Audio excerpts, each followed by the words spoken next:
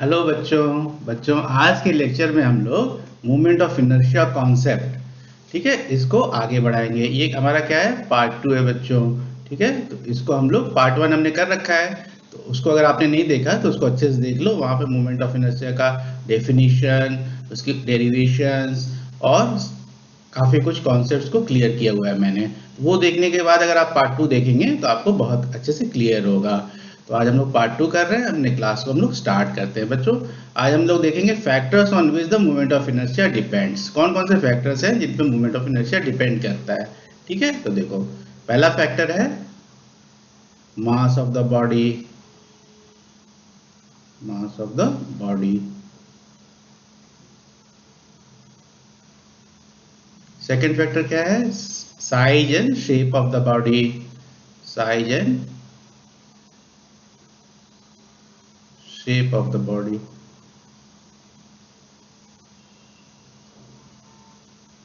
Third क्या है, position and orientation of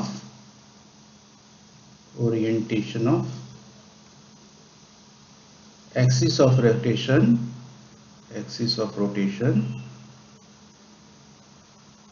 with respect to body. And fourth is distribution of mass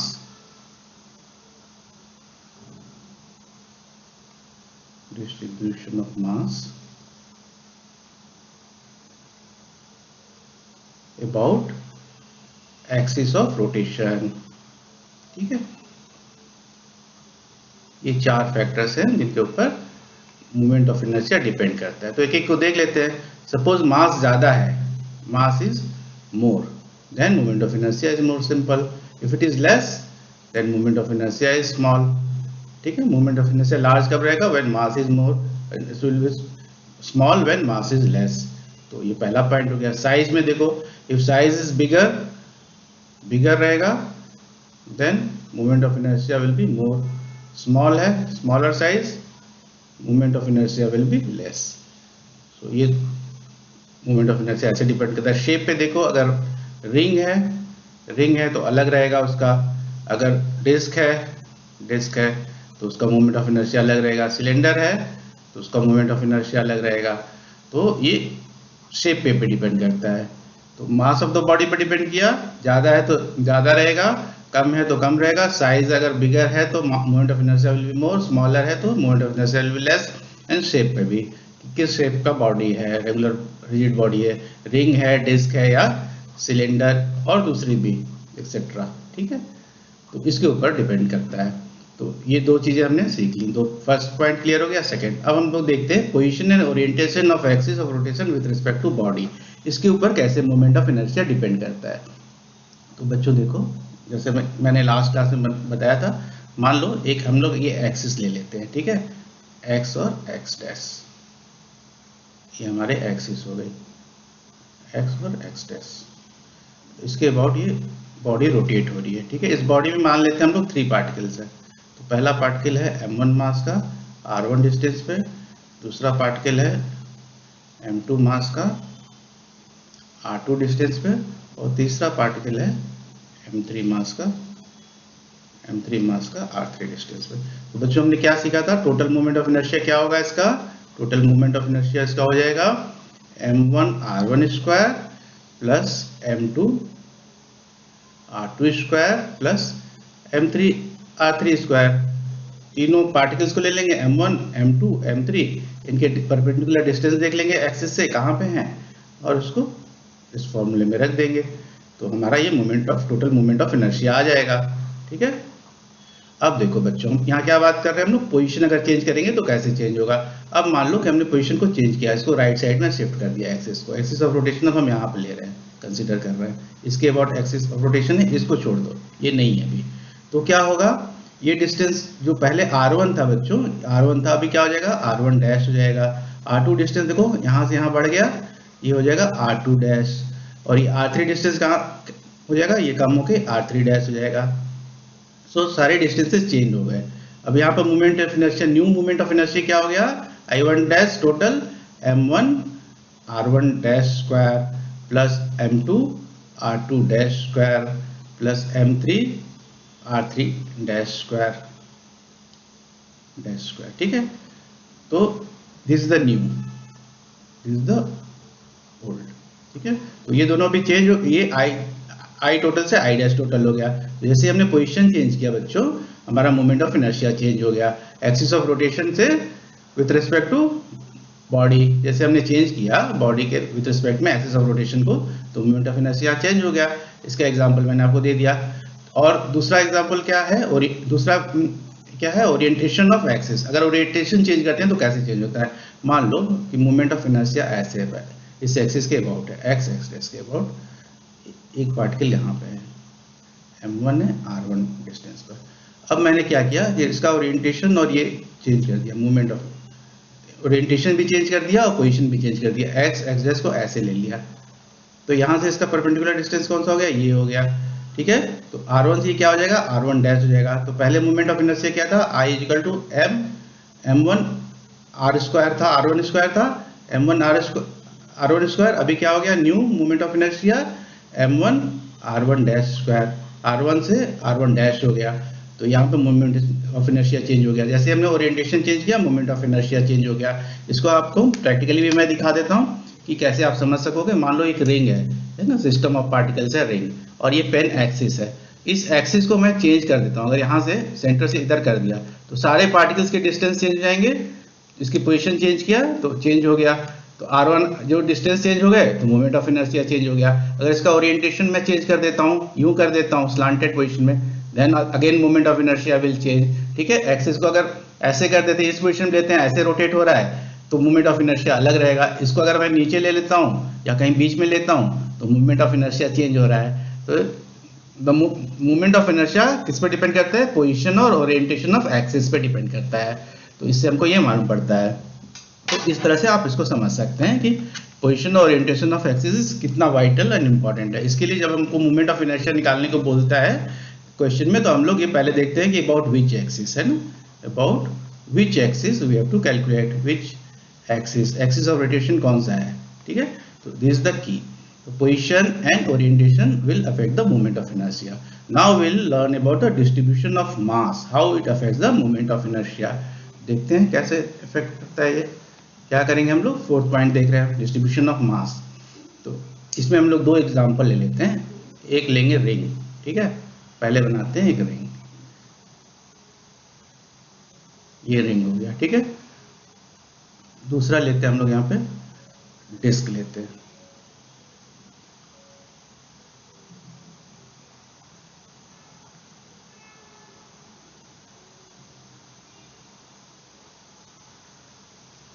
ये हमने ले लिया डिस्क, ठीक है।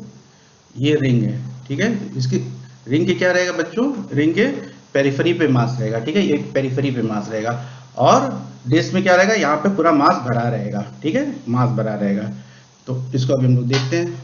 ये हो गया रिंग, पहला वाला हो गया, this is ring and this is disc. Disc में क्या रहेगा, मास अंदर की तरफ भी रहेगा। मास कहाँ रहेगा, इसके यहाँ पे, इसमें मास रहेगा इस तरह से, ठीक है। इसका एक्सिस ऑफ रोटेशन कहाँ रहेगा, इस पॉइंट पे लेते हैं, और इसमें भी एक्सिस ऑफ रोटेशन यहाँ पे लेते हैं। अब यहाँ पे जो मैं आगे बोलने जा रहा हूँ, बहुत केयरफुली सुनो। रिंग का जो मास है वो 2 kg है, ठीक है, और डिस्क का मास कितना है, इसका ही मास 2 kg लेते हैं, ठीक है। और रिंग का जो रेडियस है यहाँ से एक्सिस ऑफ रोटेशन से, वो है r, और डिस्क का भी हम लेते हैं r। तो मास एंड रेडियस दोनों का सेम है, ठीक है। ये हो गया रिंग, ये हो गया डिस्क। अब हम लोग कैलकुलेट करेंगे इसका मोमेंट ऑफ इनर्शिया। किसका कैलकुलेट करेंगे, पहले रिंग का देखते हैं, आई रिंग, ठीक है। तो रिंग में देखो बच्चों, जैसा मैंने बताया कि जो मास रहेगा वो पेरिफेरी पे रहेगा, यहाँ पे रिंग पे रहेगा, ठीक है, रिंग पे सारा का सारा मास यहाँ रहेगा। तो इसमें फॉर्मूला हमारा क्या है, मोमेंट ऑफ इनर्शिया का, आई टोटल या आई रिंग जब लेंगे तो पहला मास लेंगे, मान लो पहला मास m है, ठीक है, m1 है, ठीक है। तो ये कितने डिस्टेंस पे रहेगा, यहाँ पे m1 अगर है तो r डिस्टेंस पे, तो m1 r स्क्वायर हो गया। दूसरा मास भी कहाँ पे रहेगा, यहाँ पे m2 तो ये कितने पर रहेगा, m2 r स्क्वायर हो गया। तीसरा मास यहाँ पे है m3, तो ये हो गया m3 r स्क्वायर। इसी तरह से 25th मास अगर कहीं इधर है तो वो हो जाएगा m25 r स्क्वायर। ऐसे करते करते, अगर ये क्या हम लोग कर रहे हैं बच्चों, किसमें स्टडी कर रहे हैं, सिस्टम ऑफ पार्टिकल्स, तो मोर देन वन पार्टिकल है, देखो सिस्टम ऑफ पार्टिकल्स है, तो n पार्टिकल के लिए क्या हो जाएगा, moment of inertia mn r square, है ना, ये ऐड हो जाएगा। ठीक है, अभी हमने आई रिंग देख लिया, अब हम देखते हैं आई डिस्क। बच्चों यहाँ पे दोनों का मास कितना है, 2 kg है। तो आई डिस्क में क्या होगा कि जैसे ये रिंग है 2 kg का, ठीक है, सारा का सारा मास यहाँ पेरिफेरी पे है। डिस्क में क्या होगा कि इसमें से पेरिफेरी से मास निकाल के इसमें भर देंगे हम लोग, स्टील ये जो है इसमें भरा जाएगा, बीच का जो ये दिख रहा है स्पेस इसमें भी आ जाएगा, तो रिम पे जो मास रह जाएगा वो कम रह जाएगा और काफी कुछ मास बीच में भी आ जाएगा। ठीक है, तो यहाँ पे जो रिम पे मास है वो कम हो जाएगा और यहाँ से मास निकल के बीच में आ जाएगा, तो ये फिल हो जाएगा, तो it will become a disc. ठीक है, तो इसी कॉन्सेप्ट को ध्यान में रखो। तो जब डिस्क में हम लोग देख रहे हैं बच्चों, तो कुछ मास जो है देखो यहाँ पे मान लो कि ये m1 डिस्टेंस पे, m1 मास यहाँ पर r डिस्टेंस पे है, तो ले लेते हैं पहले पहला मास m1 r स्क्वायर। दूसरा मास कहाँ पर रहेगा, ये अंदर रहेगा, अंदर ही r डिस्टेंस पे, r1 मान लो इसको। तो दूसरा मास रहेगा m2 r1 स्क्वायर, प्लस तीसरा मास इसमें मान लो और पास है r3 पे है, तो ये ले लेंगे m3 r2 डिस्टेंस मान लो m3 r2 square, like this. ऐसा लेके ये डिस्क का मास हम लोग टोटल देख लेंगे।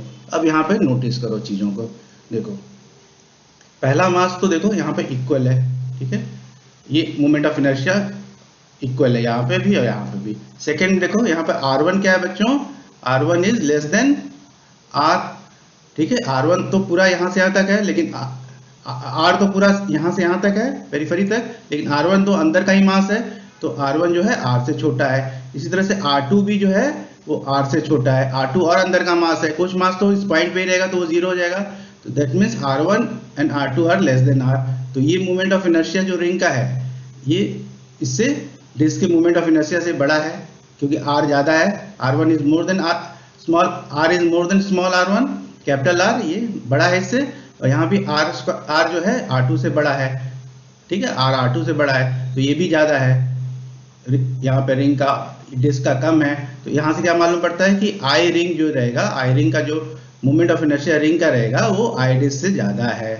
ठीक है, moment of inertia of ring will be more than I disc. देखो यहाँ पे तो क्या है, ये देखो ये है एक रिंग और ये है एक सॉलिड डिस्क, तो रिंग का तो सब R पे है और सॉलिड डिस्क का कुछ R पे रहेंगे, कुछ अंदर की तरफ रहेंगे मासेस, यहाँ पे एक मास है, एक मास यहाँ पे, एक मास यहाँ पे, तो ये जो डिस्टेंस मिल रहा है हमको वो R से कम मिल रहा है, जबकि यहाँ पे ऑल आर R डिस्टेंस। ठीक है, तो आई रिंग जो होगा that will be obviously more than I disc.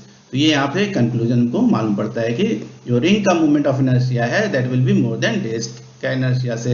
इसको प्रैक्टिकली कैसे और समझेंगे, देखो यहाँ पे एक बात नोटिस करो कि यहाँ पे जो था मास दोनों का सेम था, 2 kg 2 kg, रेडियस भी r r था, मास 2 kg था, रेडियस r है दोनों में, लेकिन मोमेंट ऑफ इनर्शिया रिंग का ज्यादा है। क्यों ज्यादा है, रीजन इज डिस्ट्रीब्यूशन ऑफ मास।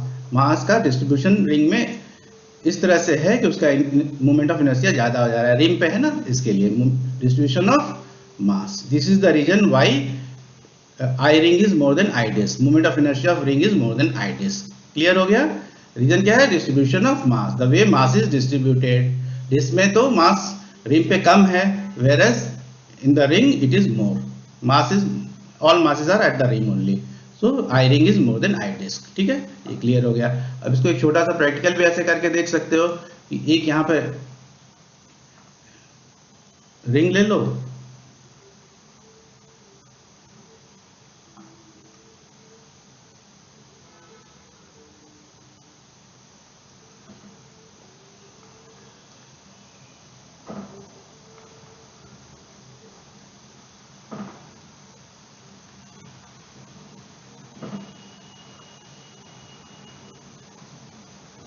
इस रिंग को आप यहाँ पे दे दो टर्निंग टॉर्क, ठीक है, इसको यहाँ पर टर्निंग टॉर्क दे दो force of moment of force दे दो, तो ये रिंग यहाँ से रोल करेगा अगेंस्ट फ्रिक्शन, और आप देखोगे कि ये रिंग यहाँ पे चला जाता है 10 मीटर, ठीक है, 10 मीटर चला जाता है, ये रिंग है अगेंस्ट फ्रिक्शन, ये 10 मीटर चला गया। और दूसरा जब आपने एक ये लिया, डिस्क लिया,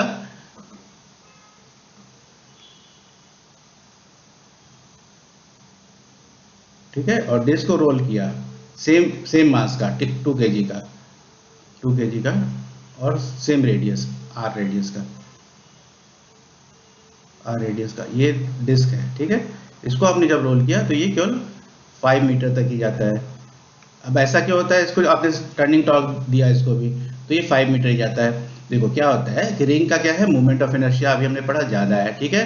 तो जब इसको हमने टर्निंग टॉर्क दिया तो इसका मोमेंट ऑफ इनर्शिया ज़्यादा होने से, लार्ज होने से ये फ्रिक्शन को ज़्यादा डिस्टेंस तक अपोज करेगा। फ्रिक्शन इसके अगेंस्ट लग रहा है, ये यहाँ से रोल हो रहा है, रोल होके जा रहा है, तो फ्रिक्शन इसको अपोज करेगा, लेकिन ये ज़्यादा डिस्टेंस तक अपोज जाएगा क्योंकि इसका moment of inertia is more. This is the property of the moment of inertia. उसी तरह से डिस्क का जो मोमेंट ऑफ इनर्शिया है वो कम है, तो वो कम डिस्टेंस तक अपोज करेगा और यहाँ पे 5 मीटर ही जाएगा।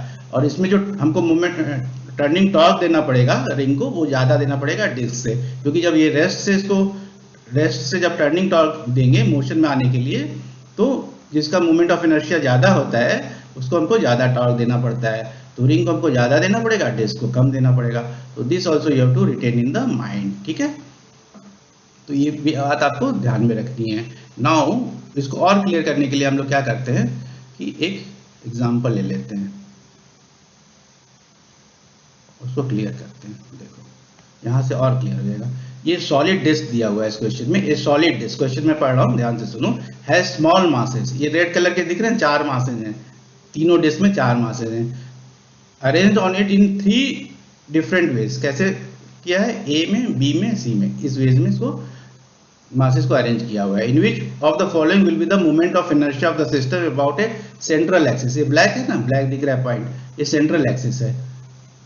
Perpendicular to disc is greater, किसमें moment of inertia will be greater, ये पूछ रहा है, ठीक है।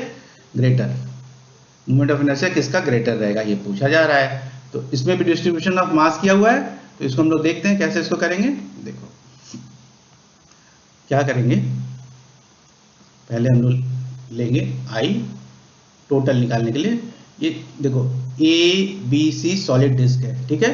तो पहले मोमेंट ऑफ इनर्शिया किसका होगा, डिस्क का, तीनों की बात कर रहा हूं मैं एक कॉमन इक्वेशन में, ठीक है। एक कॉमन इक्वेशन बना रहा हूं आई कैलकुलेट करने के लिए किसका ज्यादा होगा, जिससे कि आप समझ सको। तो पहले डिस्क का मोमेंट ऑफ इनर्शिया इसमें ऐड करेंगे, चारों पार्टिकल्स के मोमेंट ऑफ इनर्शिया को I1, I2, I3, I4। अब बच्चों ये देखो कि आई डिस्क ए बी सी तीनों का तो सेम होगा, तो इसका कोई रोल नहीं होगा, ठीक है, ये तो सेम रहेगा।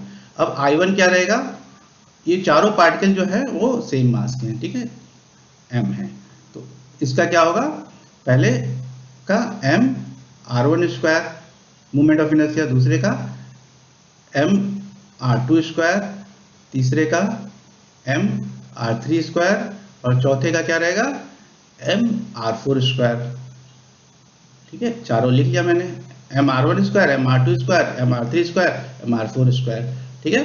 देखो ऐसा डिस्क है, यहाँ पे सेंटर है और मासेज मान लो ऐसे बी शेप में, जैसे बी वाले में दिया ना, बी में, तो यहाँ पे मासेज ये m है, ये m है, ये m है, ये m है। इस एक्सिस से ये सब r1, r2, r3, r4 distance को मान लेते हैं, अलग अलग डिस्टेंस पे है, ठीक है।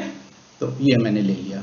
अब यहाँ पे देखो सब में, सभी डिस्क में ये जो स्मॉल पार्टिकल्स हैं, m तो कॉमन ही है, तो इसका कोई इफेक्ट नहीं होगा, m कॉमन निकल जाएगा। अभी किस पर डिपेंड करेंगे, r1 square, r2 square, r3 square और r4 स्क्वायर। मतलब कि जो सेंटर से ज्यादा डिस्टेंस पर रहेंगे मासेस, जिसमें मासेस, ठीक है, उसका मोमेंट ऑफ इनर्शिया क्या होगा, ग्रेटर होगा। तो हमको इसको विजुअली देखने से पता चल रहा है कि बी में जो है ये डिस्टेंसेस देखो, ये सबसे ज्यादा डिस्टेंस बी में है, r1, r2, r3, r4 का, तो बी का जो मोमेंट ऑफ इनर्शिया रहेगा दैट विल बी ग्रेटेस्ट, ठीक है। और सबसे कम किसमें दिख रहा है, r1, r2, r3, r4, ये सी में दिखाई दे रहा है, तो सी का जो moment of inertia will be the least, और IA का इन दोनों के बीच में रहेगा। तो बी का जो moment of inertia, B disc का इसका मोमेंट ऑफ इनर्शिया सबसे ज्यादा रहेगा IB, बिकॉज इसमें जो मासेज हैं, यहाँ पे देखो A में 2 मासेज तो डिस्टेंस में हैं, लेकिन 2 मास ब्लैक पॉइंट से पास में है ना, सेंट्रल एक्सिस से पास में है, तो 2 फार हैं, 2 नियर हैं, तो इसका जो रहेगा moment of inertia that will be less than IB, और IA का जो मोमेंट ऑफ इनर्शिया रहेगा it will be more then IC, क्योंकि IC में सब पास पास में है। तो हमने इस तरह से क्लियर कर लिया कि distribution of mass is important factor which affect the moment of inertia. इसका इस पे डिस्ट्रीब्यूशन ऑफ मास पे मोमेंट ऑफ इनर्शिया डिपेंड करता है, ठीक है, डिपेंड्स, ठीक है, on distribution of mass moment of inertia depends, ठीक है। तो इस तरह से हमने यहाँ पे ये बात भी समझ ली कि IB का मोमेंट ऑफ इनर्शिया ज्यादा है, और IB का जब मोमेंट ऑफ इनर्शिया ज्यादा है तो ये this will be heaviest, and अगर क्वेश्चन पूछा which will be the slowest, तो जो हेवीएस्ट रहेगा that will be the slowest. So this also you can reply. तो इस तरह से we have seen this, now will move forward, ठीक है। हम लोग देखेंगे अब एग्जांपल्स लेंगे बच्चों, एग्जांपल्स प्रैक्टिकल लाइफ में मोमेंट ऑफ इनर्शिया जितना हम लोग पढ़ रहे हैं तो इसके क्या प्रैक्टिकल एग्जांपल्स हैं और कैसे मोमेंट ऑफ इनर्शिया का वहाँ पे क्या इफेक्ट होता है, तो ये देखते हैं हम लोग। लेते हैं पहला एग्जांपल मैं ले रहा हूँ बाइसिकल व्हील का।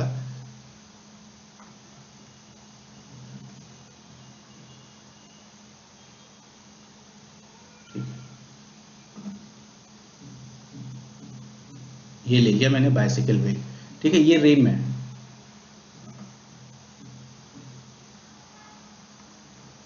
ये क्या है, ये रिम है, ठीक है। अब बाइसिकल व्हील तो आप सबने देखा ही होगा बचपन से, यहाँ पर सारे का सारा मास जो रहता है बच्चों यहाँ पे रिम पे रहता है, यहाँ पे सब मैक्सिमम मास यहाँ पे हम लोग कॉन्सेंट्रेटेड रखते हैं, ठीक है, यहाँ पे रिम पे, ठीक है।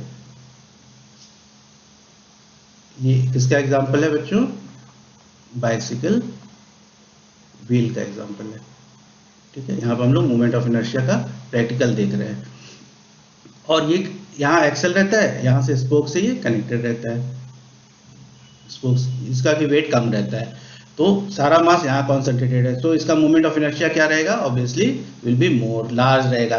मोमेंट ऑफ इनर्शिया लार्ज रहेगा तो क्या होगा, जब ये बाइसिकल को हम लोग पैडल करते करते सडनली छोड़ देंगे तो वो और डिस्टेंस तक जाके रुकती है, इमीडिएटली नहीं रुक जाती है, वो बाइसिकल आगे बढ़ती है और आगे जाके ये बाइसिकल कुछ डिस्टेंस जाके फिर वो रुकती है, ठीक है। तो यहाँ से ये यहाँ मूव हो जाएगी, ये नहीं कि इमीडिएटली रुक गई, पैडलिंग बंद किया, स्टॉप पैडलिंग, तो it not stop, it will go far, ठीक है, वहां जाके ये रुकेगी। तो इससे क्या हमको फायदा होता है, we get the comfortable ride, ये देखो right, we get the comfortable ride, comfortable ride and uninterrupted. Uninterrupted क्यों बच्चों, मान लो इसके पास यहाँ छोटा सा स्टोन आ गया, आप बाइसिकल को पैडल कर रहे हो, छोटा स्टोन आ गया या कोई पिट आ गया, तो it will not stop because of large moment of inertia, large MI के चलते ये व्हील रुकेगा नहीं, आपको आगे लेके जाएगा, ये नहीं कि वहीं स्टॉप हो गया, ठीक है। अगर ये डिस्क होता तो क्या होता था, ये रुक जाता था, अनकंफर्टेबल होता, आप जैसे पैडलिंग बंद कर देते, instead of going ahead it will stop, तो अनइंटरप्टेड नहीं रहता था और कंफर्टेबल राइड भी नहीं रहता था, ठीक है। सेकेंड एग्जाम्पल हम लोग लेते हैं फ्लाईव्हील का। सेकेंड एग्जाम्पल क्या है, this is the first example, second is flywheel. तो फ्लाईव्हील एक हैवी व्हील होता है बच्चों, जिसको ऑटोमोबाइल और स्टीम इंजन के शाफ्ट पे लगा होता है। तो इसका मेन फंक्शन क्या रहता है कि ये जर्स को प्रिवेंट करता है, जब स्पीड अप डाउन होता है तो ये जर्स को प्रिवेंट करता है, लोड अप डाउन होता है। और इसका भी कंस्ट्रक्शन कैसा रहता है, इसका भी कंस्ट्रक्शन रहता है, इसका जो आउटर पोर्शन रहता है वो हेवी, वहां पे इस पॉइंट पे मैक्सिमम इसका मटेरियल कॉन्सेंट्रेटेड रहता है, मास जो रहता है, ठीक है। और अंदर का जो रहता है वो थिन रहता है। इसका कंस्ट्रक्शन इस टाइप से रहता है कि इसका लार्ज मूवमेंट ऑफ इनर्शिया रहे, so that again we get the comfortable and uninterrupted ride, ठीक है, स्मूथ राइड मिले हमको। जब स्पीड अप ऊपर नीचे होगा तो हमको it will prevent the jerks, ये जर्क्स को प्रिवेंट करेगा, ठीक है। तो इससे क्या होगा कि will get the smooth ride. So these are the two examples. Other example is the railway engine का जो व्हील रहता है, that is also made on the same phenomena. If large movement of inertia है, so ride is comfortable and uninterrupted. तो इसको हम लोग क्या करते हैं कि इसको हम लोग वर्ड्स में भी देख लेते हैं. वर्ड्स में कैसे देखेंगे इसको, देखो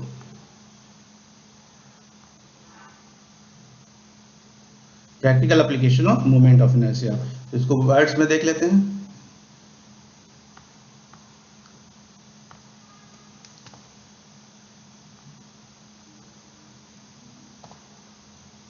ये देखो,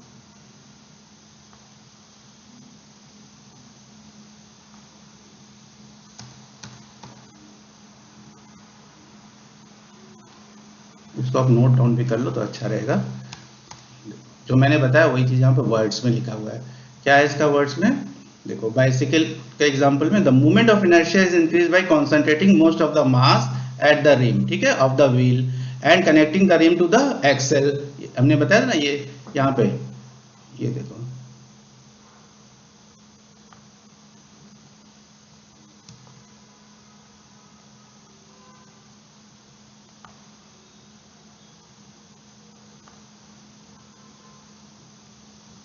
ये देखो ये स्पोक्स है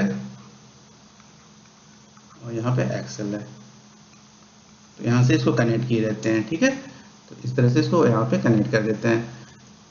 इवन वी स्टॉप पैडलिंग, है ना, हमने पैडलिंग बंद भी कर दिया तो wheels of the bicycle continue to rotate for some time due to their large movement of inertia. Other example is railway engine wheel and the flywheel. Flywheel क्या है, ए हेवी व्हील, जैसा मैंने बताया, called flywheel is attached to the shaft of the steam engine, automobile engine, etc. Because of its large moment of inertia, the flywheel opposes the sudden increase or decrease of the speed of the vehicle. ठीक है, तो oppose करेगा उसको because of large moment of inertia and it gradually change in speed and prevents jerky motion. It allows a gradual change in speed and prevents jerky motion. मैंने बताया jerks, it will prevent jerks and hence smooth ride of the passenger and will get the smooth ride.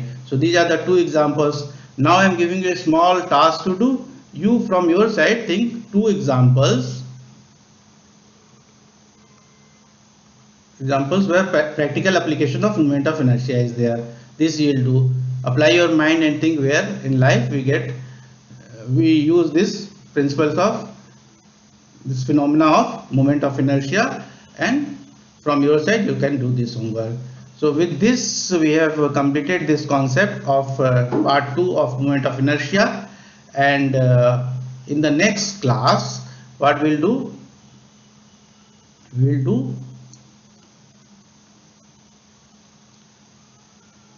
we'll see the relation between rotational kinetic energy and moment of inertia. This will do in the next class. So just एक बार summarise कर लेते हैं before I से good by two you all, कि हमने आज क्या क्या देखा. हमने पहले फैक्टर्स देख लिए, 4 फैक्टर्स देखे हमने. कौन कौन से देखे, किस पे मूवमेंट ऑफ इनर्शिया डिपेंड करता है, वो चारों फैक्टर हैं. Mass of the body, size and shape of the body, position and orientation of axis of rotation and distribution of मास. फिर मैंने पोजीशन और ओरिएंटेशन को आपको इस रिंग के थ्रू भी करके दिखलाया कि कैसे चेंज होने से होता है, और उसके बाद मैंने यहाँ पे ऑन ब्लैक एंड व्हाइट में भी आपको एक्सप्लेन कर दिया, ठीक है. उसके बाद हमने देखा पोजीशन ओरिएंटेशन के बाद कि जो मास रहता है, मास का डिस्ट्रीब्यूशन रहता है, वो कैसे मूवमेंट ऑफ इनर्शिया को कम ज्यादा करता है. यहाँ पे रिंग का जो था, I ring was more than I disc, ये हमने यहाँ पे प्रैक्टिकली समझा. फिर हमने यहाँ पे कुछ प्रैक्टिकल्स एग्जांपल्स भी लिए. साइकिल का लिया हमने, बाइसिकल व्हील का लिया, और रेलवे इंजन की व्हील का लिया, और फ्लाई व्हील का लिया. So with these 3 examples we have strengthened our concepts of moment of inertia. So this was the part 2. तो बच्चों फिर part 3 में हम लोग जल्दी मिलते हैं, where we'll learn about the relation between the rotational kinetic energy and moment of inertia. With this I'll say goodbye to you. Take care.